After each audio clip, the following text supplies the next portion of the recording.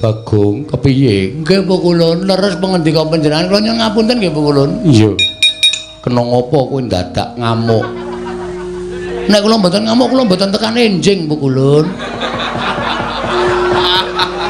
Ngono Bagong nggih. Lah mangke mboten dibayar Bu Kulun. Bagong wong edan. Ulun kundur makayangan. Salam kula katur betra-betra Bu Kulun. Iya, ulun salamake nggih. Nderekaken sugeng tindak Bu Kulun.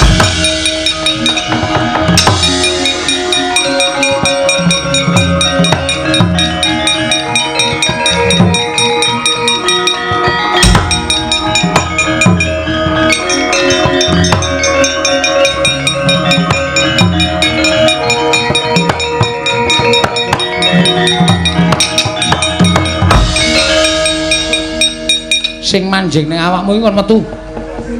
Non, sing manjing ning awakmu iki kon metu. Gus, ngopo? Kan medal. Sing ngakon Sinuwun Ndarawati. Wah, aku mesti didukani, Gong. Ampun kuwatir mengko tak tandangane. Lho. Kaya ampu-ampu wae wong kaya ampuh kenggonan aku kok tak tandangane ora. Pun medal pokoke Antasena. Piye, Pakde? Metu wae? Iya.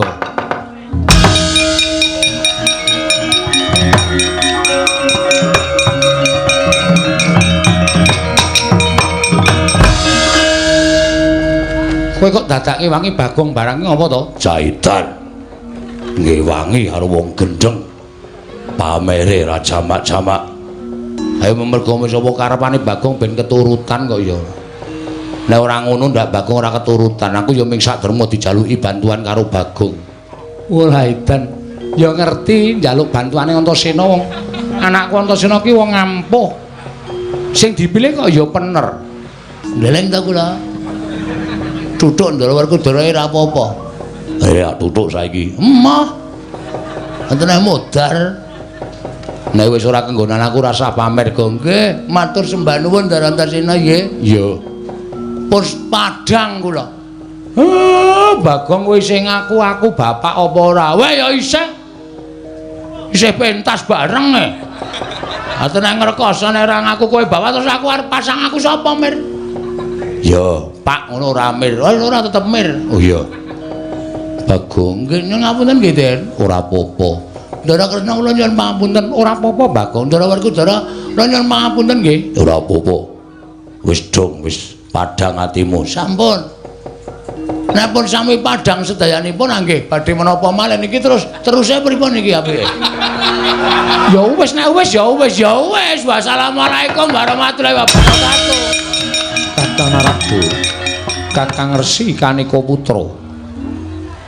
Sawetawis rawuh wonten ing Bali Marti Kunda Manik, Kakang Narada ingkang rayi ngaturaken pasegan panakrami kunjuk kersanipun Kakang Kanika Putra, Kakang Resi Narada. Kencang warudayang pak pong buk bolong kali codhe sapa sing gawe kula nuwun nggih Di sampun kula tampi karya bombong raos sing manahipun ing Raka Sidhi Pangdal-udal asung pambagrinipun Paduka Kyai Prabu ing Suralaya ingin tumanduk dhateng Raka Sidhi Pangdal-udal akarya bombong raos sing manah mboten langkung pareng kula ngaturaken pudya pangastawanipun ingkang Raka kunjuk mesa Paduka Adi Pramesti Bathara Guru. Kakang Narada kula tampi karya bombong raos sing manah mboten langkung kasekecak nuanggen jengandika lenggah Kakang Resi Kanika Putra kawula non sampun boten kirang prayogi pisawanipun ingkang Raka pun Bathara Narada wonten ing Bali Marti Kunda menika Di apa dene sirat majaning ngulun Bathara Indra prayoga nunggara ngadhep ngarsaning pun Rama nggir tansah pinanganing kawidadan niring sambi kula sawanipun ingkang putra pun Bathara Indra Pulun kepareng kula ngaturaken sembah sumangga pangabektinipun ingkang putra kunjuk sandha pepodo Paduka Kanjeng Pulun sembahan kula Indra Ulun Tampa akarya bombong tias ulun ora liwat pangestu ulun tampanana kula pun dinggo jimat paribih dayana ing kasantosan paring pangestu Paduka Pulun amawahana kabagyaning gesang kula Pulun prayoga nunggara ngadhep ngarsa ulun sampun boten kirang prayogi wisawanipun ingkang putra pun Bathara Indra apa dene sira Yama Dipati prayoga nunggara ngadhep ngarsa ulun nggih Yama Dipati Kawula nun pukulun sampun boten kirang prayogi. Bisawanipun ingkang putra pun Yama Dipati. Namung kepareng kula ngaturaken sembah sumangga ming pabektinipun ingkang putra kunjuk sandhep Pada Paduka Rama pukulun. Iya Yama Dipati ulun tampa. Akarya bombong tias ulun ora liwat pangestu ulun tumrap marang jeneng para kulup Yama Dipati. Kula pendhingga jimat paribe Dayanana ing kasantosan tatanan sangganing para wadyabala kang padha gantung sibu lan sangganing para jawata widodara widodari aja nganti ing padha saur manuk jeneng luna diambabarake wigatining kepanggihan jroning kayiwangan ngestu padha dawuh Paduka Hyang Adi pukulun ingkang putra namung netepi dhateng kewajiban pukulun. Iya Yama Dipati kaya mengkono ingkang dadi atur kita ndadekake marem penggaling ulun. Prayoga nunggunira ngadhep Yama Dipati sampun boten kirang prayogi. Bisawanipun ingkang putra pun Yama Dipati para wadi pukulun. Wangsul dhateng ngersanipun Kakang Narada, Kakang Resi Kanika putra. Mesti kemawon kejut raos ing manahipun Kakang Narada. Dene dinten sakmangke kula nimbali dhateng sowanipun Kakang Resi Kanika putra wonten ing Bali Martyukunda Kakang Resi Narada. Kagiat raos ing manahipun ing Raka Sidi Pangdaludal dupi kula tampi timbalanipun Paduka Adi Pramesti Bathara Guru. Tumuntun kula ngrakit tata gelaring upacara pepanggihan madaning Bali Martyukunda.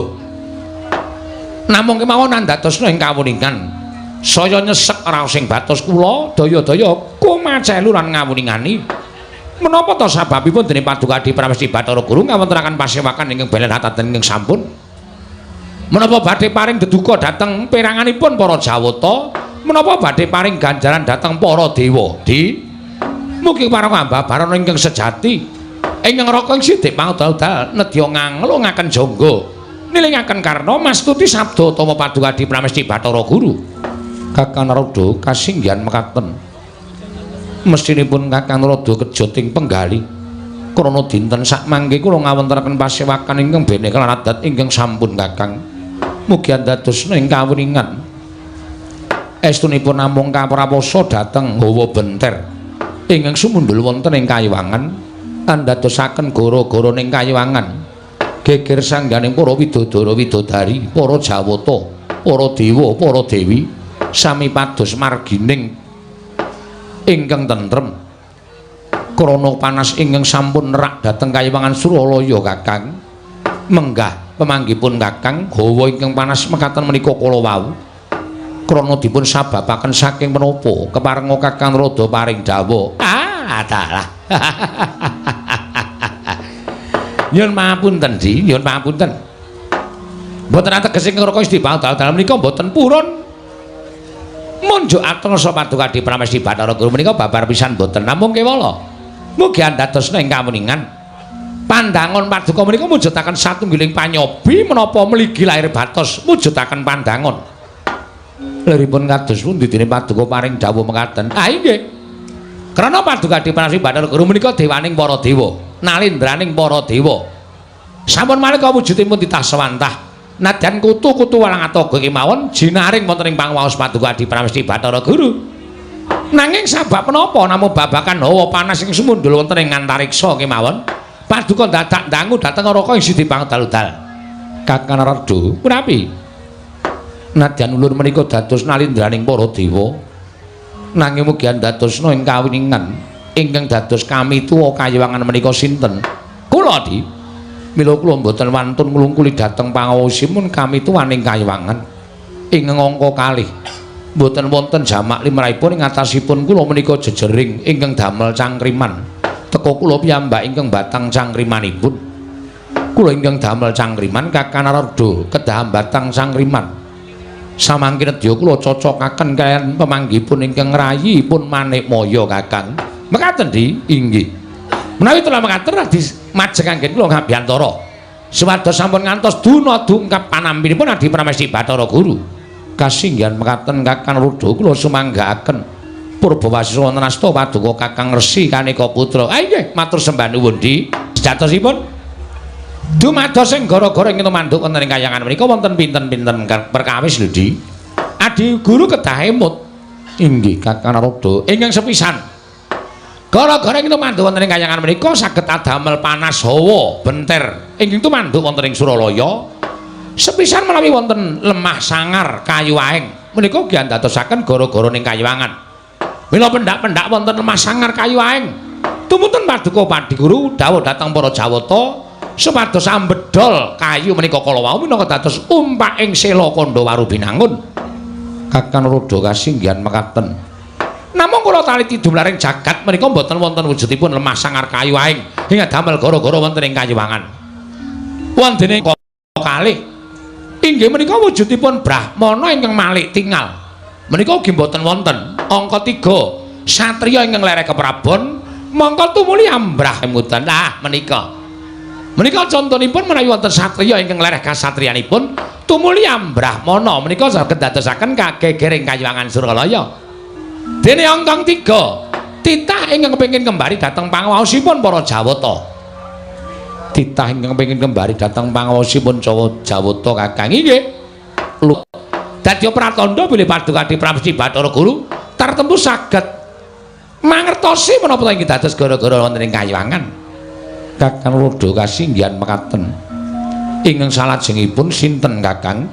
Menawi wonten satunggiling Brahmana tapa ingkang piyambakipun kepengin sanget gesang sak tataning para dewa. Menika ugi andadosaken gara-gara wonten ing kayuwangan. Kakang Narada kasinggihan mekaten. Inggih. Wangsul tuwin pinten-pinten lampaning sampun laturaken menika kala wau. Nyuwun pangapunten lho Di. Menawi boten wonten setunggal kemawon ingkang kelampah wonten ing Madyapada. Mila manahipun ing Rasi Pangdal menika ugi gumun.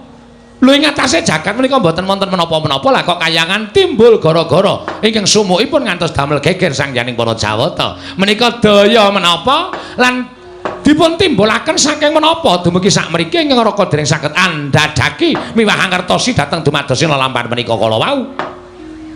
Inggih Kakang. Kasinggihan mekaten. Lah, menggah pemanggipun Adi Pramesti kados pundi? Nyuwun pangapunten. Nadyan kula piyambak ugi boten mangertosi Kakang. Sampun kula tiling-tilingaken paningal nalika semanten angupaya tuwin angulari wonten pundi papan pernaing lelampahan jagat ingkang satemah karya gara-gara ewadene boten kelampah tuwin boten saged minanggihaken. Mula ingkang saking menika tumuli kula ngawontenaken pasewakan pepanggihaning para Jawata ingkang wigati namung kepengin sanget Kakang Narada menika paring cecala obor penggalipun ingkang rayipun Manikmaya. Anggenipun kula mboten saged manggihaken gara-gara menika kala wau Kakang Narada. Lah menapa iki Di? Menawi tela mekaten kedah para Jawata Tridasa Wataknawa sedaya dewaning para dewa kedah mandhap wonten ing Janaloka angupayi ngupaya wonten pundi denungipun ingkang dados tuk sumbering gara-gara menika kala wau Kakang Narada bingung ingkang minggah wonten ing Suralaya. Hakarya jingkak kang samya mulat mangrombaing sangganing para Jawata ingkang samya gantung sepo kancana dayana titamungganing kayangan wenehi dalan. Kakang Narada, Kakang Resi Kanika Putra. Sakmenika sampun kecepeng sinten ingkang dados gara-garaning kayuwangan. Pramila mboten aneh menawi mboten saged dipun tingali. Kakang Narada menika wonten titah ingkang abiyantara. Nanging sireng kula waspadakaken jebul menika titah pujangkara. Wujudipun kawula alit menawi mboten klentu menika atmajanipun Kakang Ismaya. Inggih menika pun Panakawan Bagong. Dalah. Wela. Kayangan iki paling ora ketekan ratu utawa dewa utawa pendhita sing pinunjul. Tur ya sing kuncara anjaying bawana. Wah, tiwas padha diwenehi dalan karo para dewa. Tak kira nek ana sawaning Nalendragung Binathara ingkang nedya sowan ngersaning Adi Pramesti Bathara Guru. Lah kok iki wah ora pangling iki Bagong ta iki. Lah kok dadi sawaning kayangan kok ngerti dalane iki piye iki? Kakang Narada punawi nadyan dipun menapakaken menika titah kula. Ha inggih. Kayangan menika mboten pilih-pilih sinten kemawon ingkang badhe sowan nartemtu ulun keparengaken. Inggih nggih. Tumrap katimbalana menapa wigatosipun Bagong sowan menika? Kakang Rada lenggah ingkang langkung prayogi. Inggih ngestaken dawuh.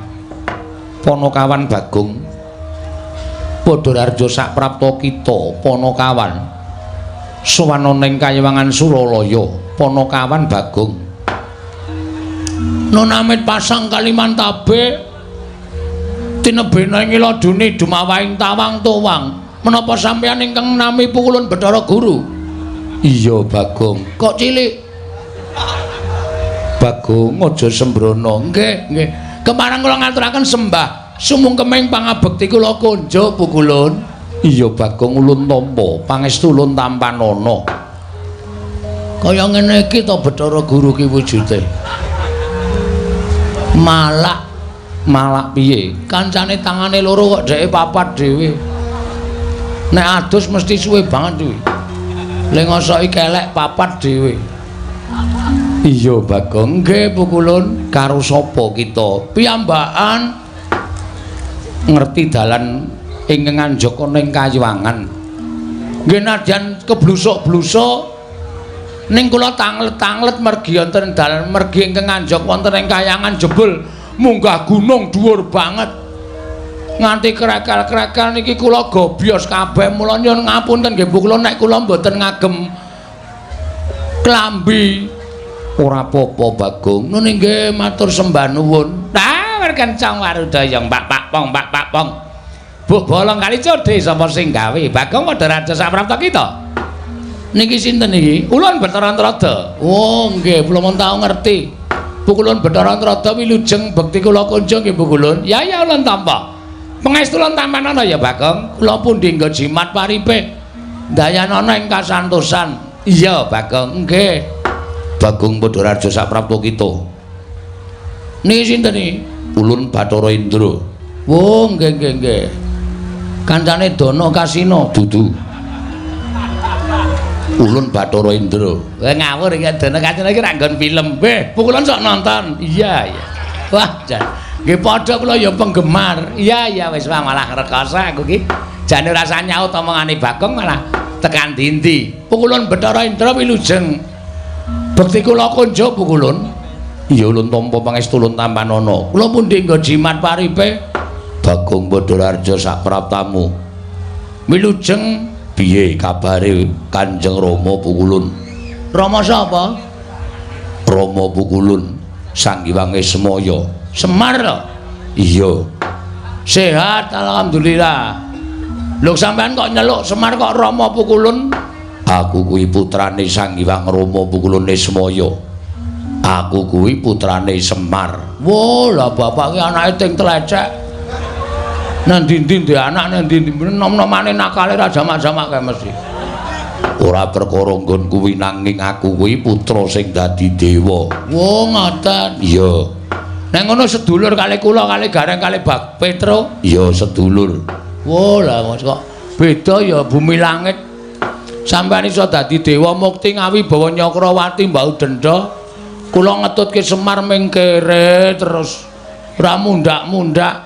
Iya, Bagong pestine dhewe-dhewe. Nune nggih. Bekti kula nek nyeluk napa? Ya sakarepmu. Kula karo sampeyan tuwa sapa? Aku dhewe ora ngerti takono bapakmu Semar. Wo wis kacau iki silsilahe. Iya, Bagong. Bekti kula konjuk Pukulun Yamadipati. Ya, pangestu tampanana. Nune nggih, sanget anggen kawula dadosaken jimat paripe Bagong. Wonten dawuh Pukulun.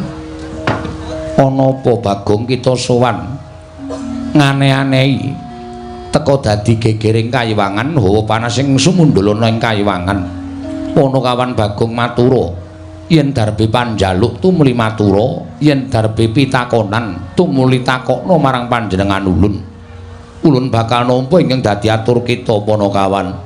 Matur sembah sewu nuwun tanpa pepindhan Pukulun. Wale-wale menapa? Sowan kula ngersa paduka Hyang Pukulun menika estunipun nuruti kalih ati kula Pukulun. Nuruti kelawan ati kita. Nggih. Sebabe apa? Critane ra ngeten. Kula Kula niku krungu kabar nek Kak Gareng niku wis tau tate ketemu karo bapakne.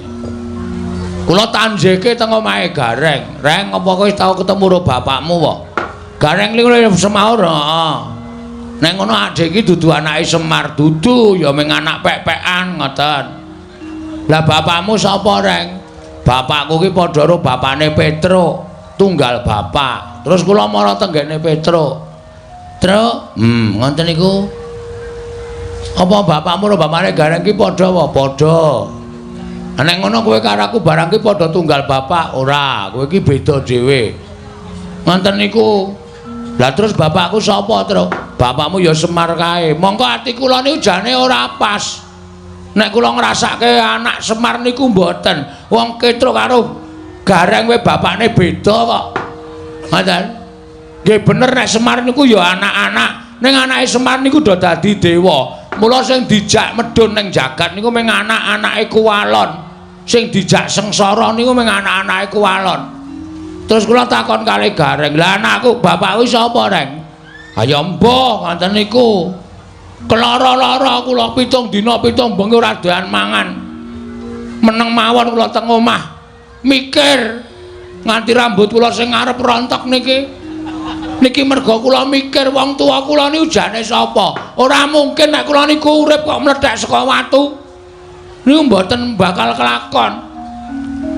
Tumuli kula rembugan kalih bojo kula. Bojo kita nggih. Yem Tariem.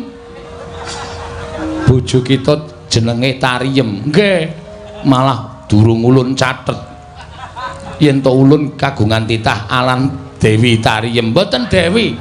Niku mboten anake ratu, niku anake tani kok.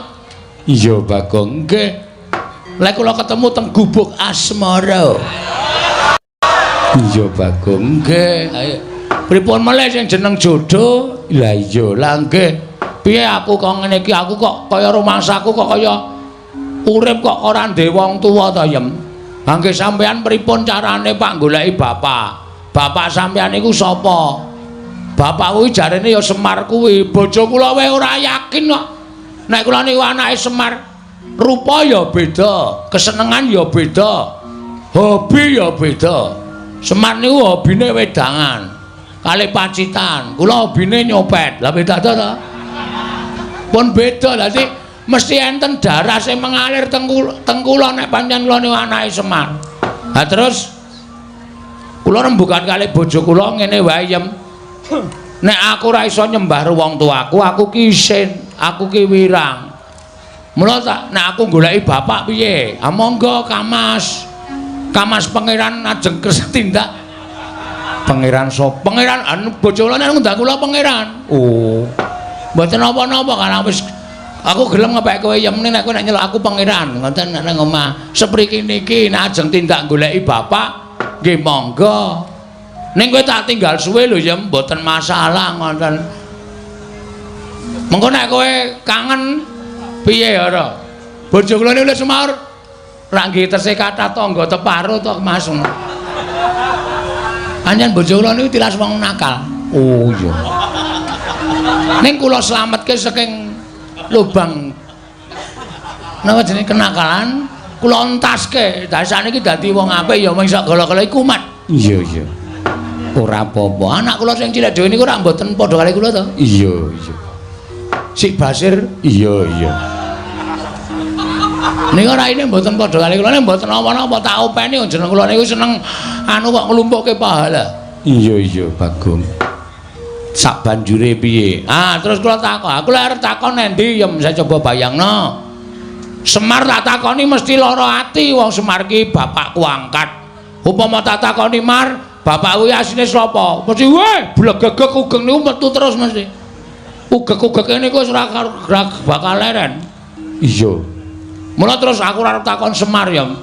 Apa aku tak takon Ndara-ndara Pandhawa? Ampun, wong sampeyan niku umure karo Pandhawa niku tuwa sampeyan. Mboten bakal ngerti. Tak takon Sinuwun Ndarawati apa? Ampun. Nika ya tuwa sampeyan karo Nata Ndarawati. Lah aku terus arep takon endi? Mang minggah teng Kayangan Surabaya. Suralaya, Suralaya. Dalane ngendi, Yem? Nek ngendikaning piyai sepuh kudu munggah gunung Himalaya. Kula lakoni mongko dhuwure minta ampun. Pucuke nganti ketutupan mega niku rak saking dhuwure. Kula nggawa tampar mendaki kula niki wau. Iya Bagong, nggih. Terus tekan latar sing ngombo sing panas banget wae jenenge napa Pukulun? Repat kepanasan. Repat kepanasan riku panase ra jamak-jamak. Terus kula ajeng mlebu niku dijegat buta loro. Nggawa gada kali nggawa pedhang gedhe banget. Kuwi buta ingkang tunggu kari sela matangkep. Jenenge sapa? Cingkara Bala Bala Upata. Kula dicegat ra entuk. Kula nekat tak tantang gelut. Lho, Cingkara Bala Bala Upata tak tantang perang. Nggih, asalahe kula ra entuk mlebu kok. Lho terus piye iki? Buta loro pun mati kabeh teng mriku. Lho. Mati nang urip meneh. Ampun kuwatir to, sampeyan ora kaget. Kali omongane Bagong niku ampun mangcekeli tenanan. Mula kula omong niku akeh ngapusi mbangane benere. Wah, setan tenan lho. Iki wis deg-degan e. Wis arep utusan Yama Dipati kak nitik Cingkara Bala Bala Upata. Kula mlebu bleng. Terus wonten kayangan kula leboni bleng wonten jebule sing lenggah teng mriku dewane ngangin. Bathara Bayu. Kula sowan Pukulun Bathara Guru mrika dudu. Ulun Bathara Bayu. Oh, Bathara Bayu niku napa dewane ngangin. Oh, berarti sing gawe entut barang niku Bathara Bayu. Wah, jan Bagong iki didudui mriki niki kok andher para dewa akeh banget. Terus kula nyuwun dalan, nyuwun ngapunten, munggah tekan mriki niki. Nah, Pukulun sasampunipun kula sampun dumugi wonten ing papan mriki. Sasampunipun kula dumugi wonten ing papan mriki, kula ajeng nyuwun prisa Pukulun. Sejatosipun nek Pukulun menika dados dewaning para dewa mesti kemawon Pukulun menika prisa. Kula niku anake sapa? Nek pancen kula niku duwe wong tuwa, nek isih urip kula paranane kula sungkeme. Ning nek bapak kula wis ora ana, kula mang duduhi sareane kula ajeng ndongake bapak. Pun niku mawon. Nek Pukulun maringi prisa matur nuwun. Nek Pukulun mboten paring dawuh, mboten ngertos bapak kula sinten, kula niki sowan mriki ora ming paitan nekat tok, ning wis wani mati. Wani mati kula. Estu. Mangane kula urip teng alam donya, mangane kula anggen gara-gara iso gawe guyu wong delok ning kula ngerti bapak kula. Lara ati kula Pukulun. Kula iso gawe guyu wong nonton garger-garger ning terus nek wong tenan Bagong anake sapa? Niku ati kula dires-iris. Kula niku iso gawe bungahe wong liya kok ati kula ora iso bunga. Niku terus carane pripun coba kula tak takon. Mula kula pengen ngerti wong tuwa kula. Bangane kula ora ketemu kali wong tuwa kula. Kula nyuwun paduka Pukulun dinten niki kula mang cemplungke wonten ing kolam pemandian. Wah, arep omong rak ngawur wae ta. Cemplungke endi? Niku lho sing nggo nyiksa wong Kawah Candra Dimuka kolam pemandian Dengkul Mlacet ora. Kayangan kok ana kolam pemandian. Mang cemplungke wonten ing kawah. Napa Pukulun? Candra Dimuka. Candra lho kita. Dimuka. Dimuka. Wis sinden kok. Candra Dimuka. Monggo dinten samenika kula aturi paring dawuh. Nek panjenengan mboten kersa paring dawuh mboten ngertos kula njaluk mati pun niku mawon. Gusik Bagong, nek kowe mati bojomu piye? Pun wonten sing lamar kok niki. Lho. Lagi tak tinggal iki wis sing lamar, mpun kula bebaske kok kula niku. Wonge kepenak kok. Ha nek pancen mbangane kowe karo kula ora seneng sakniki wis diirak-iriki tangga kula ya wis tak nengke mawon. Wah, lah wong edan ora. Kakang Rada kados pundi? Ah monggo, Di. Mesinipun Adi Guru menika sampun pono. Babakan wontenipun Bagong menika saking menapa lan tiyang sepuhipun sinten panjenengan kedah saged paring dawuh. Mergi kula kuwatos Bagong menika wonge wah ndugal kewarisan. Keladuk wani kurang keduga nek nganti panjenengan boten saged paring dawuh bapakne sapa? Wah, Bagong mesti ngamuk wonten negari utawa kayangan Suralaya. Jelas. Wis ora bakal wedi karo sapa-sapa. Anggere ora ana sing ngomongi bapakku sapa? Iki ora usah malang kerik anggepe kaya nendi. Tenan kula mboten ajrih karo sapa-sapa. Sampeyan ngerti to nek kula ngamuk? Sampeyan ngerti nek kula nesu? Kula nguyuh sanggon-gon. Napa kelakon kayangan pesing kabeh? Ah taya kowe rusak. Rusak kayangan ketekan Bagong rusak. Ora karo-karuan. Bagong wonten dawuh. Sabar ya Bagong. Mboten saged sabar. Kedah sakmenika panjenengan paring dawuh sinten bapak kula. Niki kula wis mumet ket sore wau. Nganti weteng kula lara merga sak lakon Bagong kok takon bapakne niku perkarane pripun. Wah, wis cilaka tenan. Dek mben Semar bangun gedung kesenian. Niku wis mecahke sirah. Saniki Bagong takon bapa wis apa ora bentet cengel kula. Ora taya kowe ning kowe bisa cah cerdas e. Padhake ora. Ha iso, mbok tekane iso mbok ora sing penting iso. Walah nekat bocah iki, nekat wae. Pripun? Latri paring dawuh. Sinten bapak kula? Bagong. Yekti kita kuwi ora linairake lan ora ana ingkang ngandhut kelawan jeneng kita. Ora ana titah wanita ingkang ngandhut badan kita, lan ora ana wanudha ingkang ngandhut badan kita. Pas. Ora mungkin. Masa ana menungsa kok mlethek saka watu, jedul saka wit. Niku dudu menungsa. Niku demit. Niku setan. Lan Bagong niku menungsa. Niku mung wangsulane wong sing ora ngerti sapa bapak kula. Pun sampean saniki ngaku napa mboten? Bagong. Nun. Ulun iki sapa? Bathara Guru, nek ora tau mulang. Ngerti ulun Bathara Guru? Nggih. Ulun iki jejering sapa? Dewa. Wajibe titah kelawan dewa nyembah tata krama. Nek dewa ditakoni ra iso wangsulan, apa gunanya jadi dewa kok? Mboten wonten gunanipun. Ha percuma, kabeh niku sendan ngerti lelakone kok. Aja kok menungsa. Kutu-kutu. Kutu-kutu Walangataga. Kutu-kutu Walangataga. Sampeyan niku ngerti apa musike. Ha kok mung perkara Bagong kok ora iso ngandhake. Ngene, kowe tak kandhani. Ngopo iki cah cilik melu-melu? Wah. Cah cilik dengkul kita kuwi. Najan cilik ulun iki kami tuaning kayangan. Nggih. Lah kowe tak kandhani Bagong. Sejatine kowe iki ora dumadi saka utawa ora linarake dening sawijining ibu. Terus war melu-melu jawabane iki kowe. Nah, melu-melu titanono kowe. Plotroke kathokmu. Hei. Dewa karo diplotroke kathoke ora. Tak kandhani ya. Sejatine kita kuwi ora mlethek saka watu, ora jedul saka kayu watu. Ning kita kuwi dumadi saka sabda.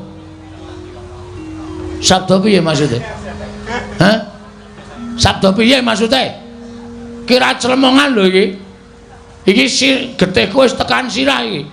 Munggah angel-angel nang kayangan, tak rewangi nganggo tampar tak unggahke kaya wong mendaki nganti babak bundas nek ming nang kene dikandhani Bagong, kowe iki ming dumadi saka sabda, ora jelas kowe. Kok sikik ta? Iki cepet iki. Ndek gang tases-tases ngono. Dumadi saka sabda kuwi merga disabda dening sawijining dewa. Ha dewane sapa? Dewane sapa? Ayo ora mung waton omong kowe. Cah cilike melu-melu.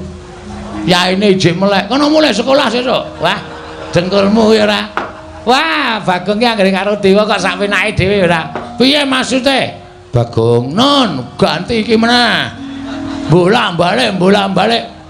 Ngene, ulun jarwani nggih. Nalika semana Semar tumitah ana ing jagat kuwi sayekti durung duwe ruwang. Terus tumuli sowan kelawan Catugara, ya kuwi Kakang Tejamaya lan Kakang Ismaya sowan ngersane Iwang Pikulun Bathara Tunggal. Tunggale pira? Lho, Bathara Tunggal kuwi wong tuwa ulun, Rama ulun. Oh, bapak sampean? Iya. Sang Hyang Bathara Tunggal nanting kelawan Kakang Catugara yen to pancen kepengin darbe ruwang tumuli nyipta sarana nafsu ning Kakang Catugara sinipta dadi wujuding Sarawita utawa bilung ing angka loro nalika Siesmaya nyuwun ruwang ana ing jagat tumuli wewayanganing Siesmaya ya Kakang Ismaya sinabda dadi wujuding pawongan ingkang gecul kumarucul kang aran Bagong mengkono mungguh kang dadi asal mula-mulanira Bagong bayangan iya kula niki iya sing nyipta Kanjeng Rama Pukulun Sang Hyang Bathara Tunggal bayangan aning Semar ki nang ndi sing ana bayangane nuwun sewu niki nuwun sewu wangsulan sing tenan apa ming gara kula kok kaya ora mantep to ming diwaringi kok kaya mustahil ngono lho ing atase bayangan kok di bem salah bem dadi wong ya ora mungkin niku akale ora ketemu nalar niku mboten iso nek kaya ngoten niku wase saniki kula ming kepengin jenenge bapak kula titik.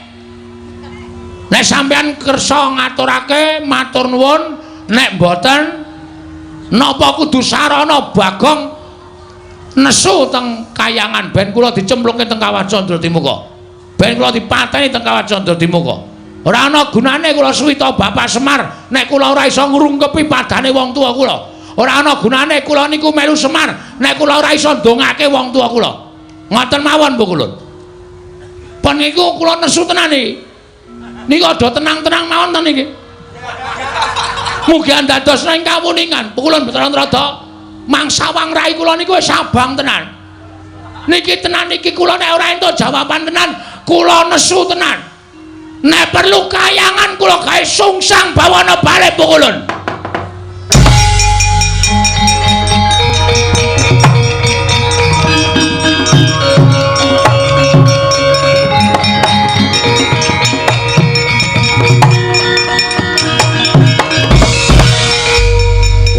Tunama sidam sekaring bawana langgeng Bagong aja kaya mengkono Bagong mundhak ora prayoga kedadeane pun kajenge lha witena sampeyan wis ora ditakoni ya mung sabda-sabda saka bayangan-bayangan apa bayangan kok sabda dadi menungsa kaya ming kaya wara ulun kok ulun kula mboten percaya iya nanging nyatane kaya mengkono as niku mung gawean sampeyan pokoke Pukulun kersa mboten panjenengan nuduhke bapak kula nami sing kula goleki nami jeneng asma nek mboten jeneng mboten nami mboten asma kula mboten nrimakaken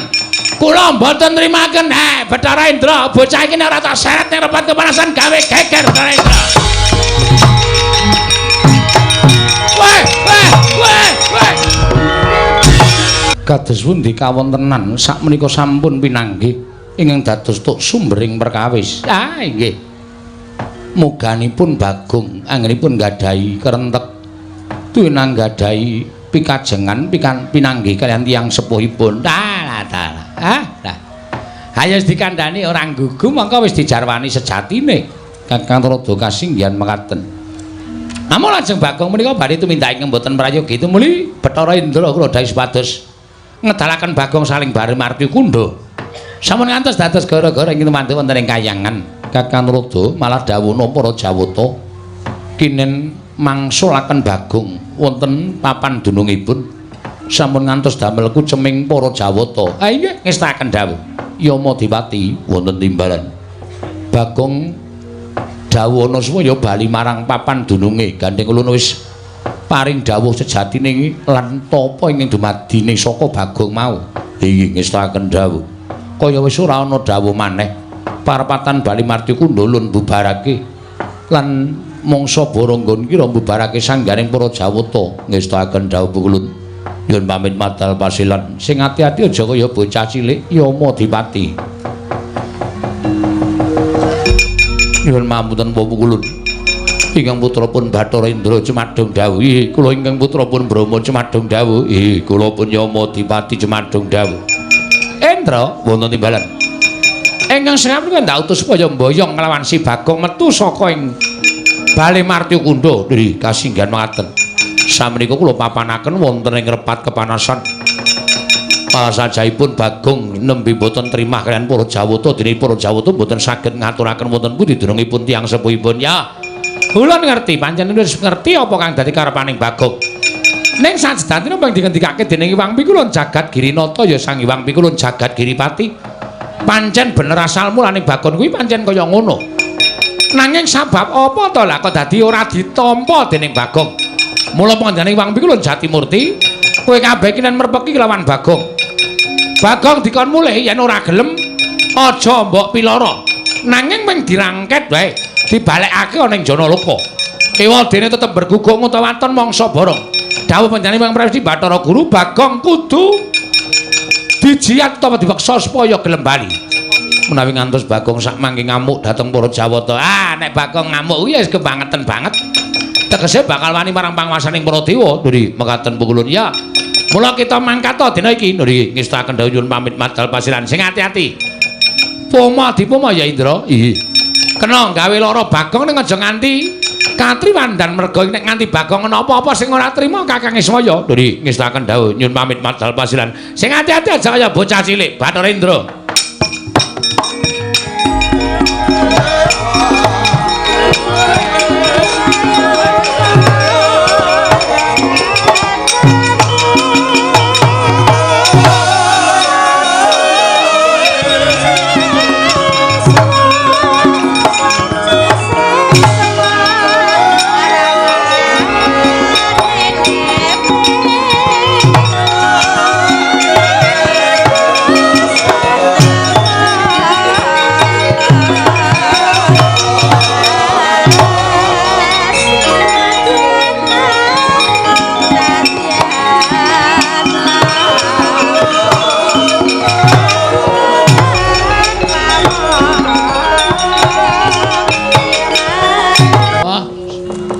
Kok ora ngerti tanpa taliwona Bathara Indra nyikep karo aku saka mburi.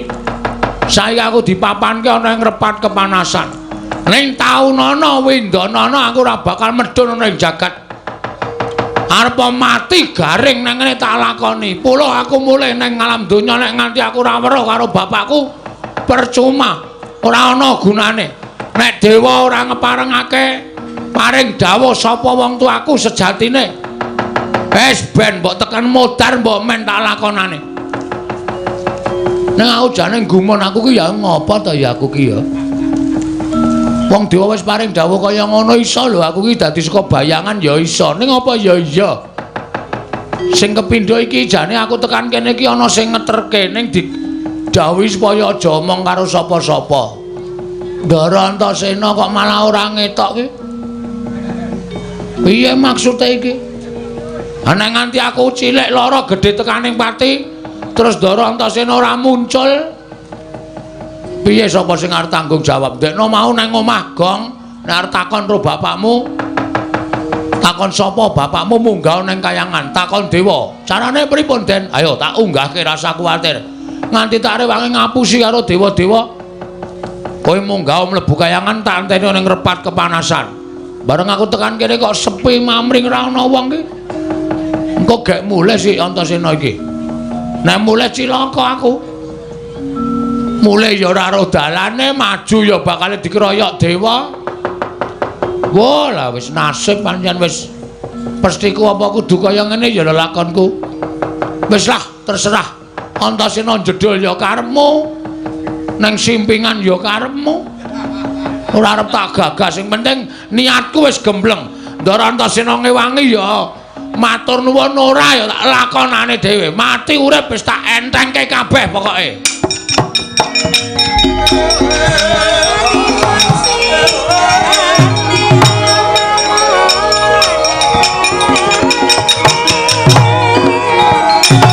Iki sing nyekep aku mau. Ya dasar Pranyata Bagong. Ulun Bathara Indra. Maksudnya apa? Aku tok larak tekan repat kepanasan. Mergo aku nampa dawuh pangendikane iki Wang Pikulu Naroda supaya kowe digawa metu nang ngrepat kemanasan. Lan iki aku nampa dawuh meneh Bagong. Dawuhe apa? Kowe kon bali. Bali nanti? Bali ning jagat. Terus nek aku bali ning jagat, kosik aku ki dewa kok kowe ora basa. Oh iya lali sik nun bener. Terus nek pun kula wangsul teng jagat, nek wis bali ning jagat, dasare wis diweni keterangan bapakmu ki sapa.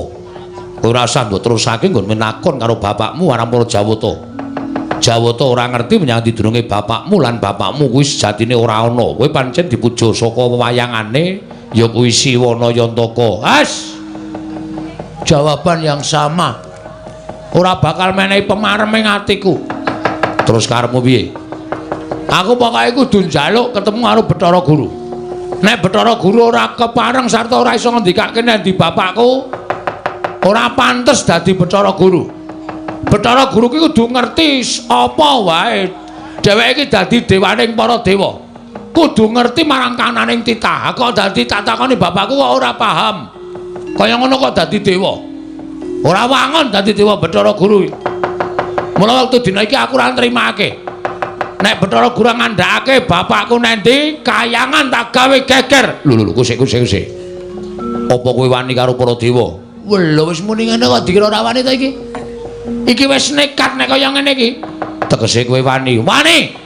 Yen wani tegese aku iki kudu peksa karo kowe Bagong. Terus kowe tak candhak, tak uncalake saka Gunung Himalaya ben tiba ning jagat. Kowe bali ning papan dunungmu. Nek pancen iso uncalno, nek ora iso ngapunten lho nek ana dewa kewirangan karo Bagong. Lho, apa kowe wani karo aku? Jane ora ning mergo tok warahi ya nuwun sewu. Kepeksa kula wani. Yen wani karo aku kene marganing patimu. Nuwun sewu pukulun. Dijajal dewa karo Bagong menang sapa? Iki merganing patimu. Panggawa tak ayoni pukulun.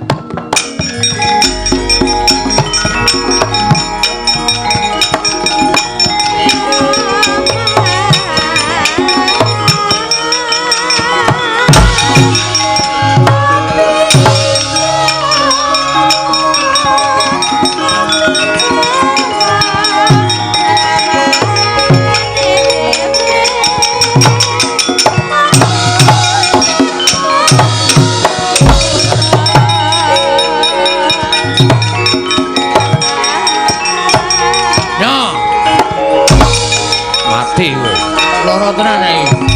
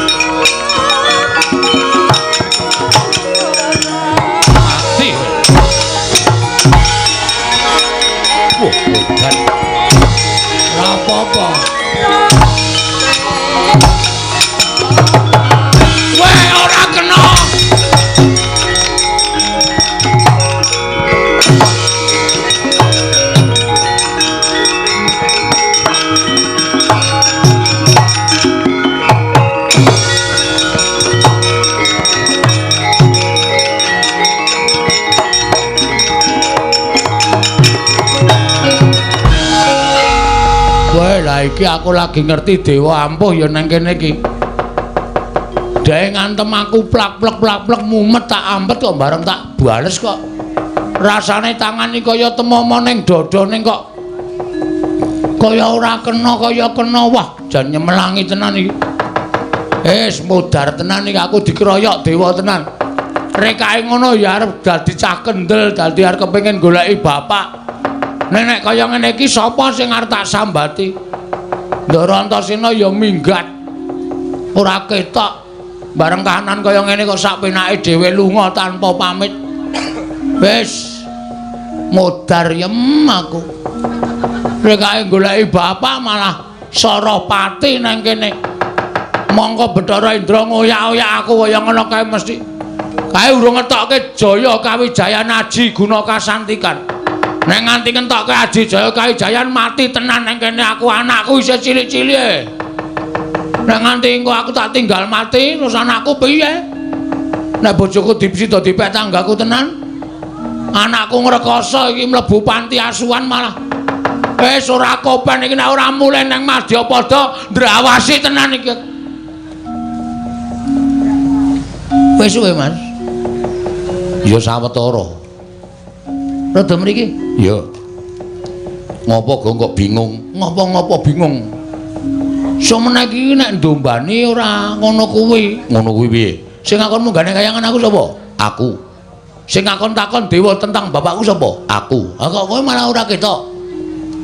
Aku ngiyup saka repat kepanasan. Mergo panase repat kepanasan kuwi pancen gilani. Yen ora kuat mesti bakal tekaning pati. Terus aku ngopo mlayu-mlayu? Diantemi dewa ya aku. Diantemi dewa sapa? Bathara Indra. Ambok diwales diantem. Nek iso tak wales ket mau-mau. Ora iso. Tak tonyo ora kenang, tak antem ora kena, tak tabok ora kena. Kaya ana tamenge dewa-dewa ki. Kowe iki nek goblok aja dienggo dhewe. Nek goblok takon karo wong pinter. Ha nek tak takon sampean, carane ngantem piye? Carane ngantem ana. Carane piye?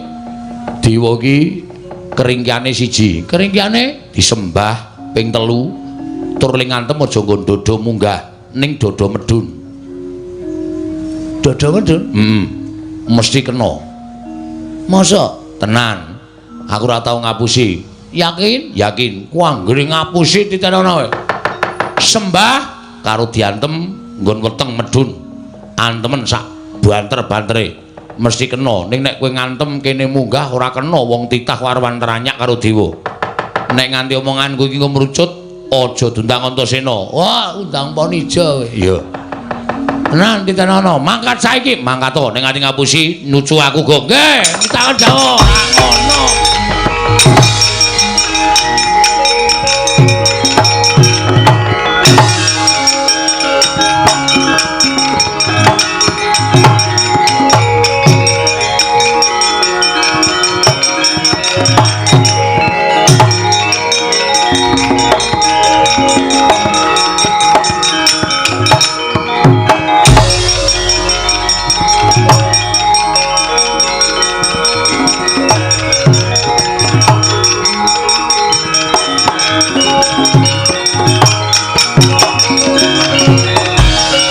Bagong isih maju isih. Arep ngopo kowe? Mau aku ngantem kowe ra kena Bathara Indra. Saiki urung karuan. Lho. Ayo ketukno kasudebianmu. Ketukno kekuatanmu ora bakal tak tinggal loncat. Aku ora bakal kalah karo kowe. Piye? Ora bakal kalah. Mati dereng aku. Ngono mati. Wah, cocok.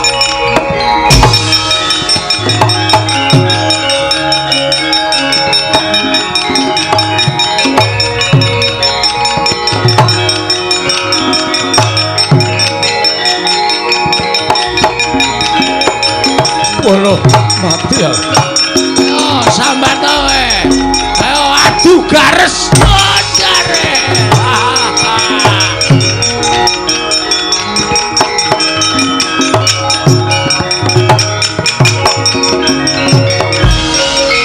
Piye, Gong?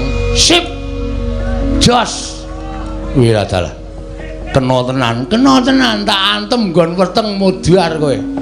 Langsung dekem Bathara Indra tak du garse karo garesku. Menang endi? Menang kono e. Lho. Garesku mlentrung. Aku jenengane gares empuk kok didu ora. Pun matur nuwun nggih. Ya. Pokoke nek ana apa-apa kowe wadul aku sing ndombani karo kowe. Siap. Nek ana dewa sing ngentokke pengabaran kowe ora usah wedi. Kowe matur karo aku. Oke. Wah, seneng aku ngejak sampeyan ora lunga lho. Ora. Wah, lunga titenono kowe.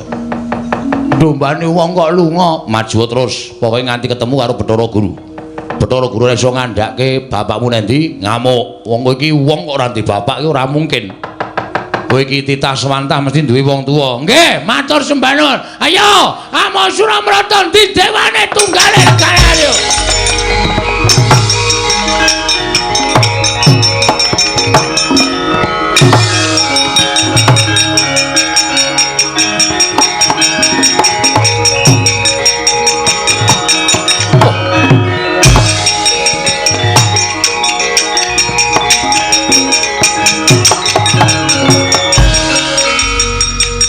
Bagong ngamuk ana ing repat kepanasan. Oh, sapa kowe? Bathara Brama. Bathara Brama iki sapa? Dewaning Geni. Dewaning Geni? Ya, ora cedak-cedak pom bensin lho, ora. Kobong ku pom bensin ora. Dewaning Geni Bathara Brama arep ngopo? Nundung karo kowe. Nundung karo aku dasar Pranyata. Bathara Indra wae kalah karo aku apa meneh kowe, Mo Brama. Ayo, aku ngerti pengapesaning para dewa. Ayo jajal. Ene merganing patimu. Wow!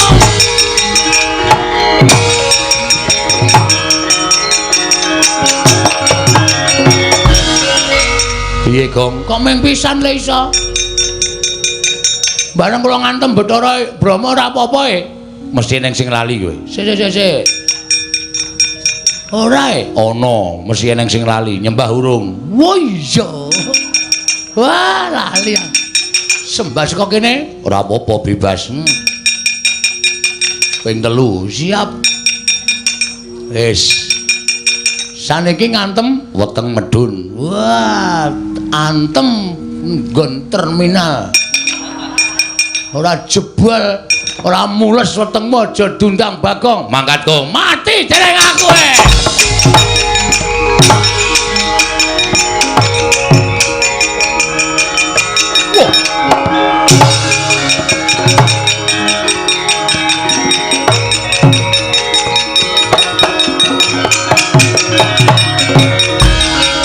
Wih, lah dalah ampuh tenan kowe, ampuh ngungkuli pil pokoke.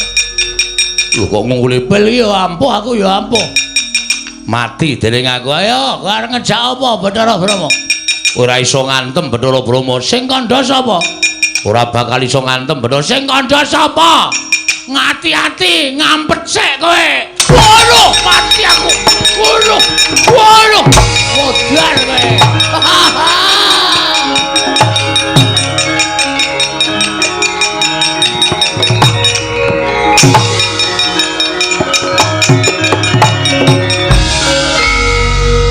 Gulung Bathara Brama. Tuantem nggon apa? Nggon kene. Ben sisan kaya nggon vital sisan. Kira-kira mati ya ben mati dewa ora iso mati. Ora iso? Ora iso. Arep wong gulung-gulung kaya ngono kae iki ngrasake lara tok. Kae engko ngetokke geni, kowe nek ora ngati-ati kobong lho, Gong. Hah? Ngetokke geni. Nek ora ngati-ati kobong. Sembah ping 3 ora mandi. Dodo medun, dodone geni nggon endi? Wah iya. Kae dewaning geni, kae biasane Bathara Brama iki nek nesu ngetokke geni, ngobong mungsuhe. Wis iki piye iki? Tanggung jawabmu no, Sena. Piye iki aku nek kanane kaya ngene iki? Ora usah kuwatir, ngejak aku iki mesti duwe penemu. Terus kowe engko nek kobong ora bakal ngrasake panas. Kok iso? Aku tak mancing ning awakmu. Nang kene? Sedeng po? Sedeng, aku nganggo badan sukma mancing ning awakmu. Ora usah kuwatir. Pun, Kewon. Yo, metu ngendi? Metu cangkem po? Sedeng ora iki? Ora sedeng. Apa kene? Kene ciut ning sok amba barang. Moh. Mambu. Wah. Tak sabune. Kowe ngampet ambegan. Ngampet ambegan. Wis, ngono kuwi engko aku tak mlebu dhewe ning awakmu. Nek kowe klebon aku, kowe diobong ora apa-apa, disuduk ora apa-apa, dibacok ora apa-apa. Aku tak mapan ning awakmu dina iki. Dadi engko nek kowe dipobong karo Bathara Brama iki ora bakal piye-piye awakmu. Wis yo, aku tak mlebu yo. Nek aku mlebu ning awakmu mesti kowe ora bakal dadi wong ringkene, dadi wong sekti. Selak modar. Le ngampet ket mau ora gek mlebu-mlebu kowe wis. Yo.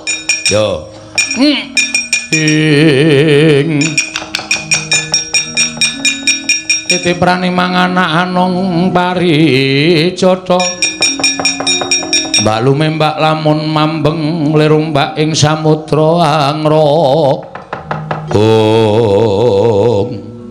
Gong. Wis. Sampeyan teng pundi? aku ning awakmu. Lho. Wedane. Kok ora mbrenjol ya? Ora. Mergo aku alusan. Alusan? Iya. Mergo aku dadi badan alus. Terus kekuatane kowe dadi wong digdaya. Kula iso napa mawon? Iso. Kowe ditamani geni ora apa-apa. Blebeke nang segara ora mati. Wah lha iki. Wah, pun sampean teng riku mawon mboten sampe metu. Lho. Kula tak dadi wong ampuh sak lawase, aja engko ndak tok nggo pamer, ndak tok ngumuk. Wis saiki arep ngopo? Kula cobane. Pethoke Bathara Brahma nganggo geni. Nek kula kena geni mati omongane Ndarantasena ming tekan pangucap mau mboten kababar dadi pakarti. Ya wis jajarane ora percaya. Nggih, tak maju alon-alon. Ya kono.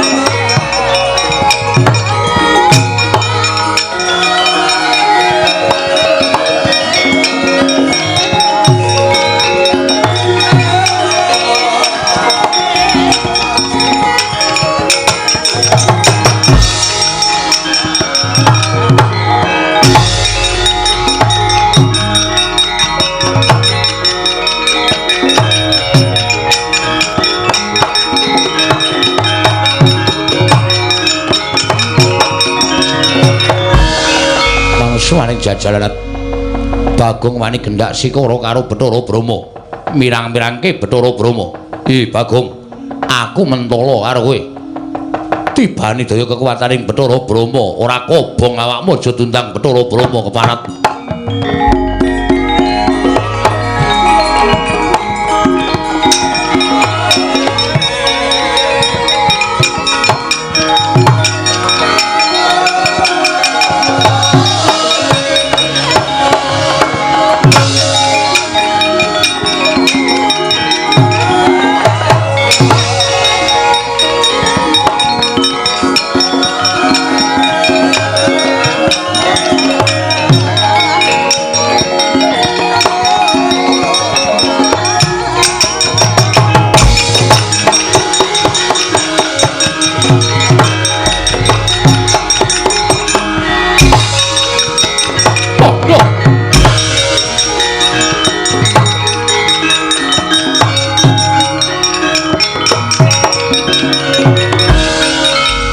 Gleleng tenan. Kobong gedene rajamak-jamak sak lumbung paribasane kok aku ora ngrasake panas. Kok aku ora ngrasake kobong ya. Waduh, waduh. Wah, lah Antasena ngapusi. Ngopo, Gong? Ngopo? Sing ra kobong ming awakku kathokku entek.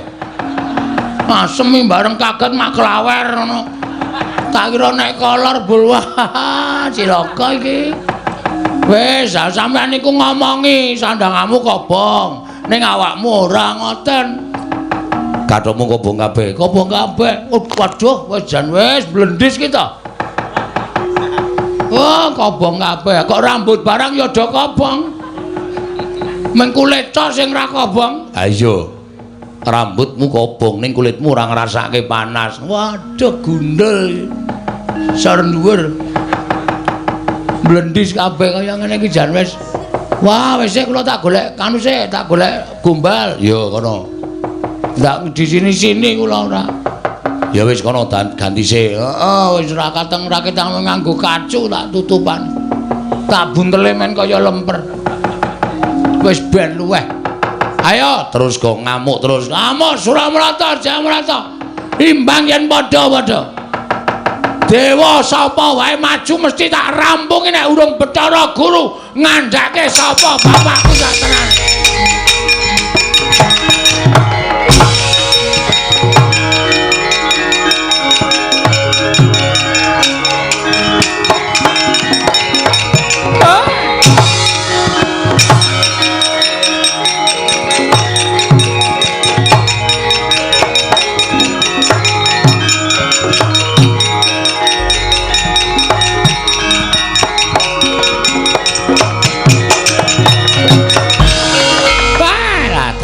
kencang warudaya pak pong Bu bolong kali codhe sapa sing gawe lha kok dadi kaya ngono kanane Bagong ngamuk punggung Suratamta Nirbaya Nirwikara kabeh para Jawata padha bubar sar-saran ora karu-karuan di ngatos-atos lidi monggo mlajar mawon di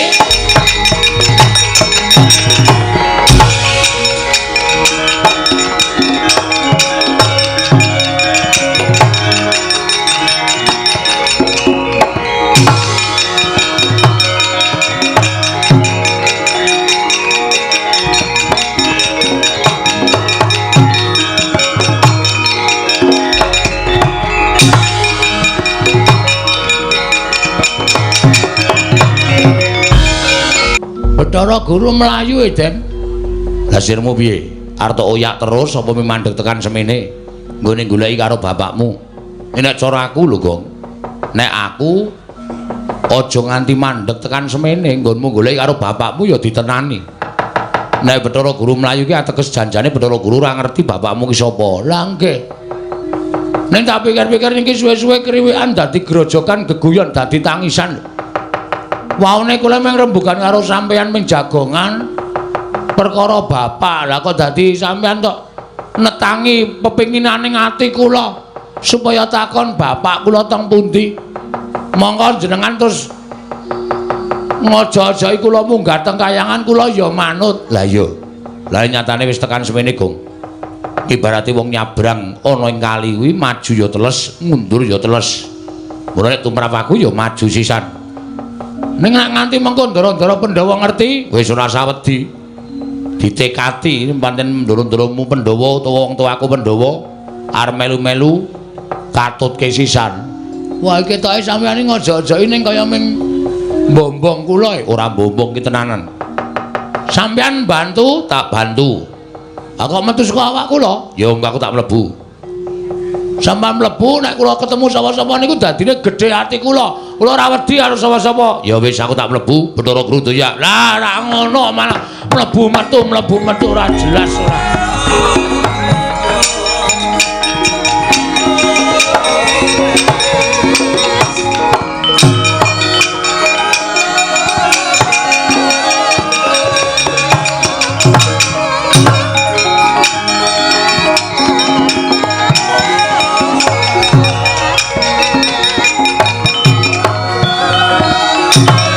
Kakang Narada kados pundi? Ah, pun geger mboten kanten-kantenan.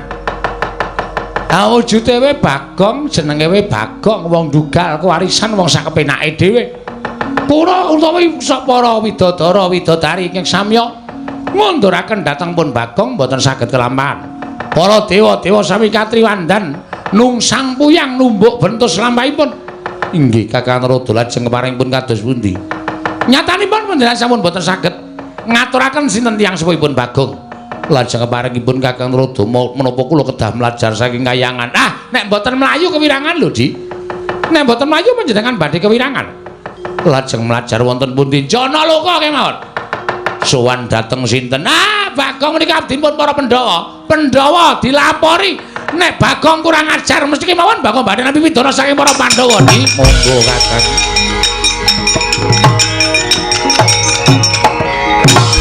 Nunamit pasang Kalimantapi pinebina ing lho duni demawaing tawang tuwang Rama Pukulun Sarawa Paduka wonten ing kayiwangan ngalang-alang kumitir ingkang putra pun Sang Hyang Tunggal kula ngaturaken sembah pangabekti kula kunjuk Rama Pukulun Wong Mastu Nama Sidam Sekaring Bawana Langgeng iya kulup Atmaja Ulun Bathara Tunggal kita ngaturake bekti kelawan panjenengan ulun wis ulun tampa karya bombong bilawaning penggali ulun ora liwat pangestu ulun tampanana kula mundhing jimat paripe ndayanan ing kasantosan ndadosaken kagiat sotaning manahipun ingkang putra pun Bathara Tunggal Pukulun dene Paduka Rama Pukulun ning Ngundaran Dirbawana kepareng tedhak wonten ing kayiwangan ngalang-alang kumitir menawi dipun parengaken ingkang putra Cemadung dawuh Pukulun menapa badhe paring pidana dhateng ingkang abdipun Sang Hyang Tunggal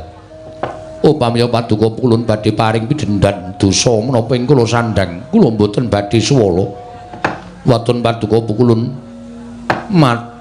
tedhakaken dawuh pangandikan lepat kula mapan wonten ing pundi. Nah menawi paduka Kanjeng Rama Pukulun badhe paring kanugrahan dhateng ingkang putra pun Sang Hyang Tunggal. Lajeng lelabetan menapa ingkang sampun kula tindakaken Pukulun. Om Mastu Nama Sidam Sekaring Bawana Langgeng Tunggal wonten timbalan. Yekti jagat horeg krana solah bawane atmajaning Siesmaya ya kuwi Panakawan ingkang ngaran Bagong. Ingkang saknyata dina samengko gawe geger Kayiwangan Suralaya. Satemahat Majakita Manikmaya mboya bisa nanggulangi kelawan apa kang dadi pengamuking Bagong krana pamuthaing Panakawan siji iki. Menapa pamuthaipun Bagong ngantos ngamuk wonten ing Kayiwangan Suralaya Pukulun. Tanana kejaba mung nggone meri kelawan kadang-kadange ingkang wis kasembadan ketemu kelawan wong tuwane. Monggo tumuli Bagong mutah sowan ana ing Kayiwangan nyuwun priksa kelawan Si Manikmaya ya Atmajakita. Sapa wong tuane Bagong? Mula tunggal dina samengko gandeng kita ingkang wis nyipta kelawan dumadining Bagong ana ing alam padhang. Ya kuwi sarana wayanganing Si Ismaya duk nalika nyuwun ruwang nggone urip ana ing alam jagat raya. Bebarengan kelawan Atmajakita ya kuwi Catugara ya Tejamaya. Ing nalika semana uga kita paringi ruwang kang aran Sarawita dumadi saka napsuning Si Tejamaya. Mekaten Pukulun. Ayo nganti jagat iki geger kelawan kahanane Bagong. Mula tunggal kita ulun tuding minangka dadi wakil ulun mudhuna ing jagat tentremna jagat saisine. Bagong tuduhna sapa ta sejatine lan supaya marem pikire yen Mboya kita ingkang paring dawuh sarta Mboya kita ingkang nuturi kelawan Bagong ndak kira Bagong ora bakal mendho kamurkane. Mula kang sangka kuwi gandeng kita ingkang nyipta kelawan Bagong tuturna apa sejatine dumadining Bagong supaya lega atine Panakawan atmajaning Siesmaya mau Sang Hyang Tunggal. Pukulun semban kula Rama Pukulun pengayoman kula menawi tela dawuh pangandika paduka mekaten kula mboten badhe selak dinten sak mangke kula badhe anilar dhateng alang-alang kumitir tedhak wonten ing Madyapada anyerep dhateng kamurkanipun Panakawan Bagong ing sayekti ingkang putra pun Sang Hyang Tunggal ingkang nyipta dumados ing Bagong wonten ing alam padhang. Surti ati-ati duga-duga diga mesake lawan Majakita Si Manikmaya ingkang sejatine wis mblabarake apa ta dumadining Bagong nanging Bagong mboya percaya. Pengajaping Bagong mung siji, amung dewa ingkang wis nyipta kelawan Panakawan kang aran Bagong mau ingkang paring pituduh ingkang sejatine niki ngestakaken dawuh. Menawi ngaten kula kula nyuwun pamit madal pasilan. Mandhap saking alang-alang kumitir jumujuk wonten ing Madyapada. Ulun kundur ing Kundaran Dribawana sembah kula ingkang derengking Jengkar Paduka Hyang Adi Pukulun.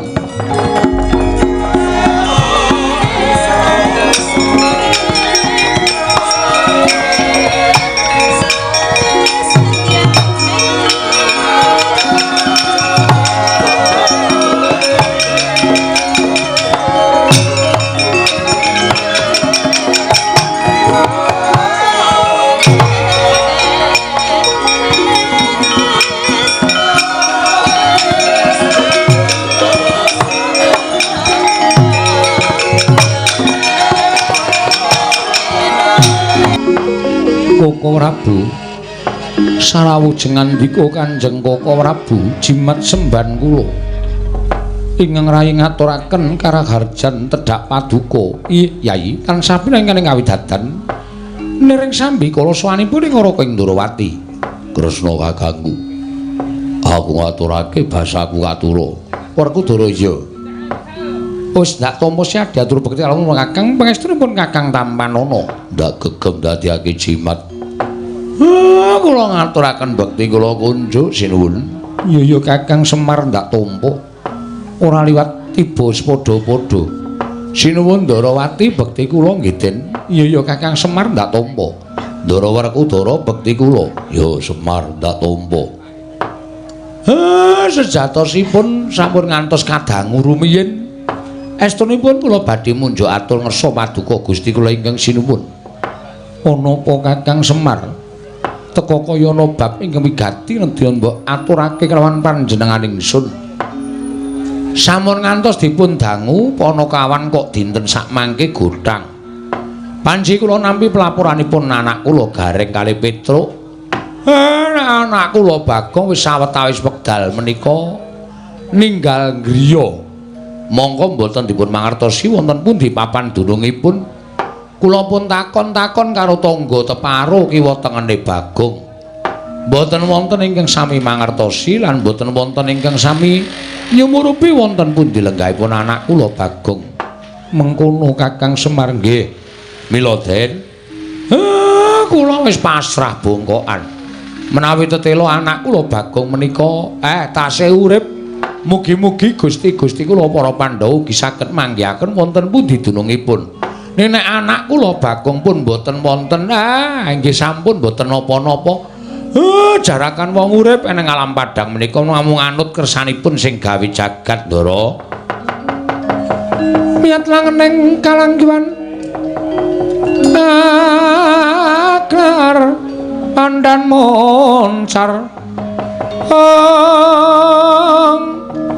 Tinaner kagonang surem sorot etan padang kasoran pacaring purnameng gegono dasari mangsa katiga dereng ngantos paripurna balwacana kasaring ing tumep saking dirgantara Sang Hyang Pikulun manik moya karya kagiat kang samya mulat lang-lang ing triya mangungkong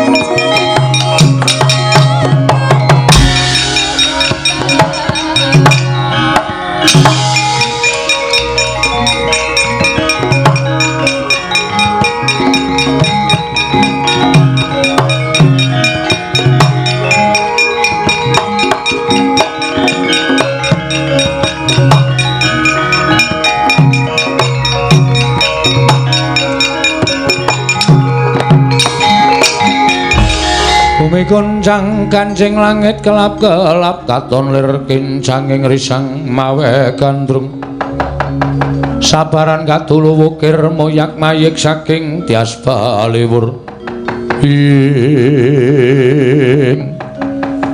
kulun kula ngaturaken sembah pangabekti kula kunjuk iya Punta Dewa Ulun Tampa kulun ngaturaken sembah pangabekti kula kunjuk iya Kresna Ulun Tampa Guru hakeku aku ngaturake sembah.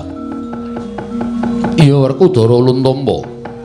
Pukulun kula ngaturaken sembah. Iya Arjuna Ulun Tampa. Wonten menapa pukulun sumengka tindak paduka teka rawuh wonten ing negari Ngamarta menawi kepareng kawedharing kathah tumunten kababarna wonten wigatos ing kados pundi lan wonten perkawis menapa. Kresna kula wonten paring adhawuh. Ndadekno kawruhanamu sira Punta Dewa uga. Nggone ulun nganti prapta ana ing negara Ngamarta sayekti dina samengko kayiwangan ulun tinggal sabab kayiwangan geger lho geger wonten menapa geger krana pengamuk atmajaning Kakang Ismaya pengamuk ing atmajaning Kakang Semar Badranaya guru piye kowe iki ngomong apa inggih Bagong ngamuk wonten ing kayiwangan karena Bagong mutah mupadi tiyang sepuhipun Kakang Semar. Lah menungso ora tatanan minggat saka omah kok malah gawe geger ora. Nolo bareng yo. Santai, Tru.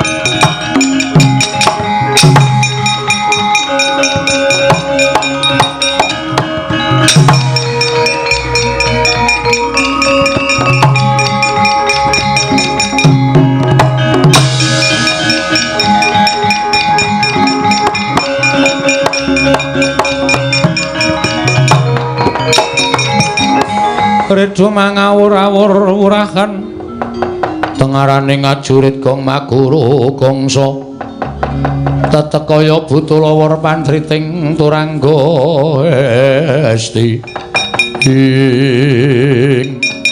ngandel ora pukulun Bathara Guru mudhun ana ing jagat laporan karo Pandhawa. Gus, apa? Niki laporane Pandhawa tenane. Ora sawedi aku wis ning awakmu ngene iki kowe iki dikapak-kapake ora bakal iso tekaning pati. Kowe dipiloro ora bakal ngrasake loro. Nek pancen pepundenku para Pandhawa ora iso nuduhake wong tuamu sisan gawe kok. Bengi kowe dadi lakon. Oke. Nek mungsuh Ndara Janaka lawan. Ndara Werkudara wani. Oke, iki arep geleleng tenan aku iki. Ayo. Wulo, aku sing maju malah sikira tekle. Gareng kok ketingklang-ketingkling. Piye kowe ngajar kakangmu wani ora?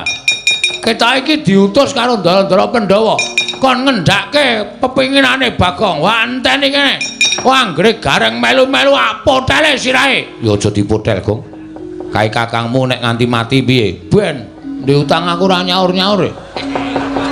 Ming semaya wae. Senin, Selasa, Rebo tak andani ya ora. Arep tak jukuk apane wong omah ming kari kompor tok. Wis ben. Ah pethoke nala gareng arke wangi Bathara Guru Pak.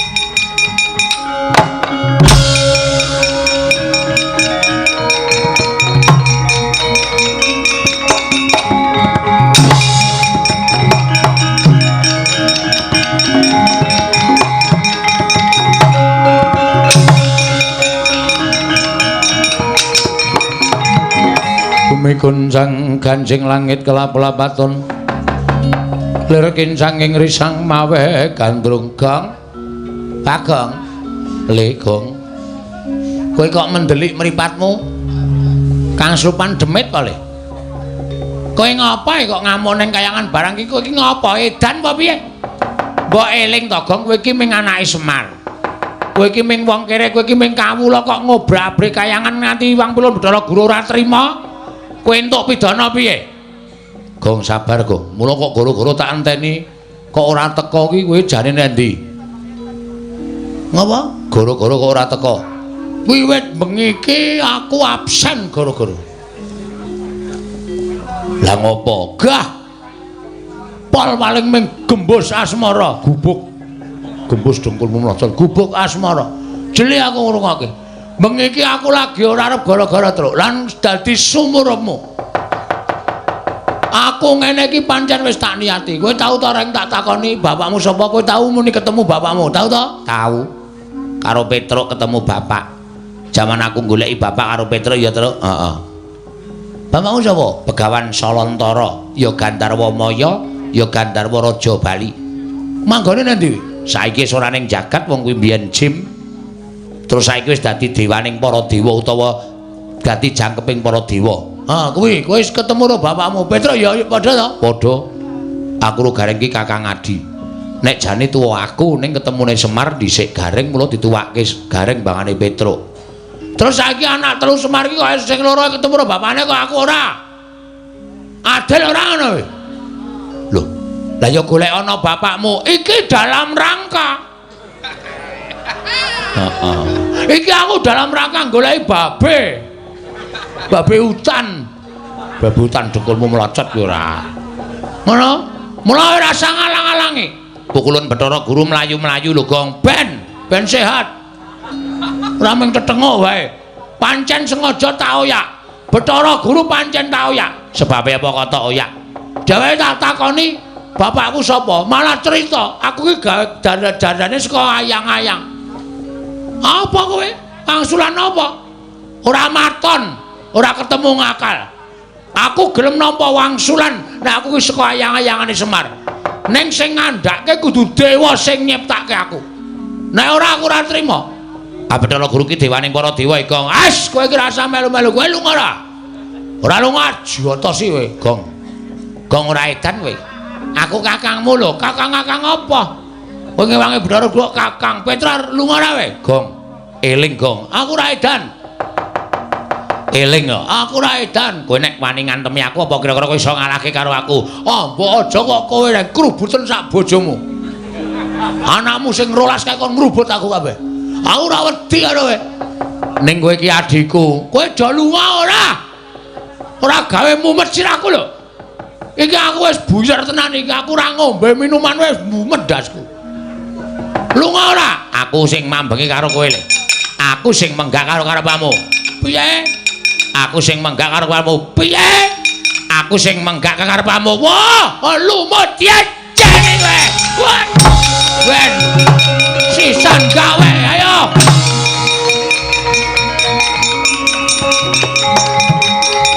What? Wah.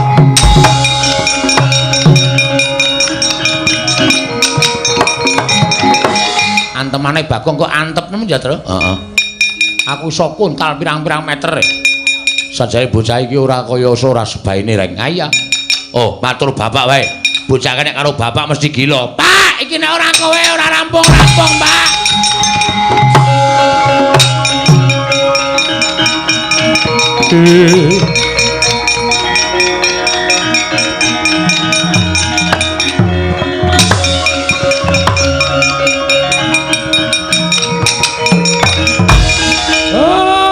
Bagong nesu tenan. Aku diajar karo Bagong, aku diantemi karo Bagong, Pak. Pancen menungso ora tatanan. Ora do lunga. Bocah iki wedine mung karo aku adepane menungsane parat.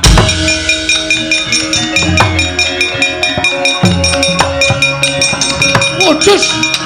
Hot.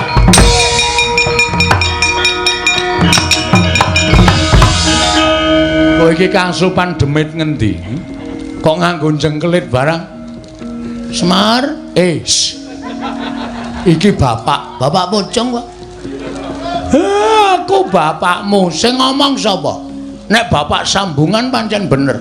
Kowe mung aku, kowe sebagai bapakku. Aku nampa, Pak. Nah, aku tak takon karo kowe, kowe mbiyen ngadopsi aku saka ngendi? Kowe mbiyen, ayo Semar. Bloko ora jujur rak saduk wetengmu. Iki bapak wis ngerti. Ning iki bengi iki aku lagi moh manut karo sapa-sapa. Kejaba manut karo atiku dhewe. Aku pengen nyungkemi bapakku. Aku pengen nyembah karo bapakku. Nyembah kene. Ayo iki bapakmu. Kowe kok wong tuwa kok goblok banget. Aku wis ngomong nek kowe iki bapak sambungan. Tegese ora bapakku asli. Lah kok kowe dadak ngamuk ning kayangan sakarepku. Aku arep ngamuk ning kayangan, arep ngamuk ning pasar kuwi hakku. Ora usah melu-melu perkara iki. Bathara Guru Melayu. Ya men. Lapor ning Amarta to? Terus kowe arep ngewangi Bathara Guru to? Kaya adikku. Aku tak takon karo kowe, Pak. Bapakku sapa? Mana ae. Bapakku sapa? Nek kowe iso mblakake aku lerem nesu. Nek kowe ora iso mblakake, iki aku wis nggawa drei, Pak. Argo ngopo? Coblos wetengmu bles kimpes modar kowe. Muni ya. Bagong, kok kowe ora wedi karo aku kok mripatmu menteleng? Aku ki sing ngopeni karo kowe, nang dudu bapakku asli. Ora muni tenan. Pejet muni ku edan tenan bocah iki.